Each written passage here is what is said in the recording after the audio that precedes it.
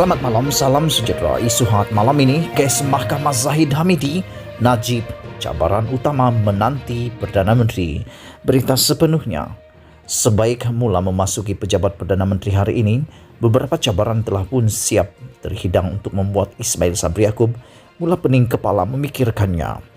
Selain menguruskan pandemik COVID-19 yang diharapkan rakyat pendekatannya berbeza dengan Mahyadin Majidin dulu, ia juga adalah cabaran yang tentu saja tidak mudah dihadapi oleh Ismail Sabri yang merupakan sebahagian pasukan kerajaan gagal sebelum ini.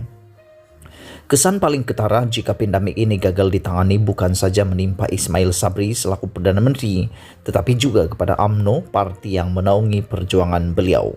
Sebelum ini ketika Mahyadin mengetuai kerajaan, UMNO khususnya melalui kritikan yang dilakukan oleh Zahid Hamidi dan Najib Razak terhadap kegagalan menangani wabak tersebut, mereka sentiasa saja menyalahkan Perdana Menteri 100% berkenannya dengannya. Bagi mereka, oleh kerana Perdana Menteri datang daripada Bersatu, UMNO tidak boleh dikaitkan sama sekali dengan kegagalan itu. Namun dengan sekarang Ismail Sabri sebagai Perdana Menteri, kegagalan kerajaan membawa kabar gembira buat rakyat dalam mendepani wabak tersebut. UMNO bukan saja tidak boleh mengelak lagi, bahkan ia juga akan memberi kesan kepada PRU 15 akan datang. Menyalahkan Ismail. Tidak mustahil selepas ini ada pemimpin Bersatu yang akan lantang bersuara menyalahkan Ismail Sabri dan UMNO secara terbuka untuk membalas dendam perlakuan Zahid Hamidi dan Najib sebelum ini.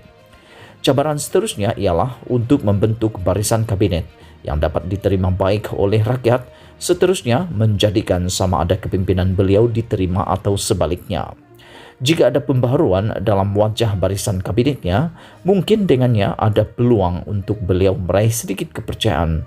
Tetapi jika sebahagian besar menteri gagal dan tidak berfungsi sebelum ini terus dikekalkan lagi, tentulah padah besar bakal menunggunya. Mengekalkan menteri-menteri gagal atau wajah lapuk yang penuh kontroversi sebagai anggota pasukannya dalam kabinet hanya bererti Ismail Sabri sengaja menempah jalan sukar buatnya. Lebih sukar dalam hal ini kerana pilihan Ismail Sabri juga amat terhad, disebabkan ahli parlimen dan parti yang menyokongnya adalah sama dengan mereka yang menyokong Mahyadin sebelumnya. Kecaman rakyat. Kesukaran lain yang bakal dihadapi Ismail Sabri ialah sama ada harus mengekalkan jumlah 74 menteri dan timbalan menteri yang dilantik Mahyadin atau bertindak mengecilkannya. Mengekalkan jumlah tersebut pasti menimbulkan kecaman rakyat yang perlu meneruskan kehidupan susah di tengah-tengah pandemik COVID-19 serta memberi tanggapan beliau cenderung meneruskan amalan Theme of Things Mahyadin. Tambahan lagi, ramai menteri dan timbalan menteri lantikan Mahyadin dilihat tidak berfungsi, tidak bekerja dan hanya makan gaji buta semata-mata. Adakah mereka mau dikekalkan juga?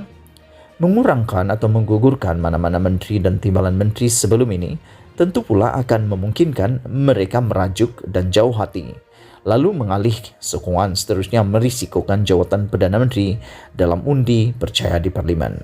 Tetapi cabaran paling besar yang menjadi perhatian rakyat ialah kes mahkamah melibatkan beberapa pemimpin UMNO, khususnya Zahid Hamidi dan Najib Razak.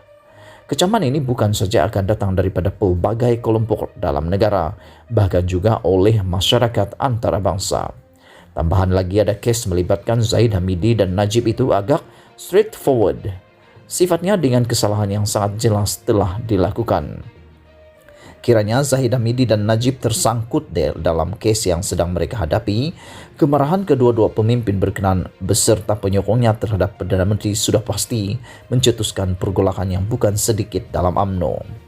Ismail Sabri sendiri jika tidak cermat dan tiada persiapan untuk berdepan dengannya, silap-silap boleh terpelanting pula dibuatnya. Barangkali ketika itu nanti sebagaimana dialami Mahyadin sehingga kejatuhannya, itulah yang akan menimpa Ismail Sabri. Namun, jika Ismail Sabri siap sedia dengan segala perisai secukupnya agar kelangsungan karier masa depannya tidak banyak gangguan dengan ugutan serta halangan, memastikan Zahid Hamidi dan Najib mendiami penjara untuk tempoh beberapa lama adalah jalan paling selamat buatnya. Berita dipetik daripada Malaysia Deadline ditulis oleh Sabuddin Husin, Ogos 23. Sekian isu hangat malam ini. Jangan lupa tekan butang subscribe dan kita jumpa lagi. Bye-bye.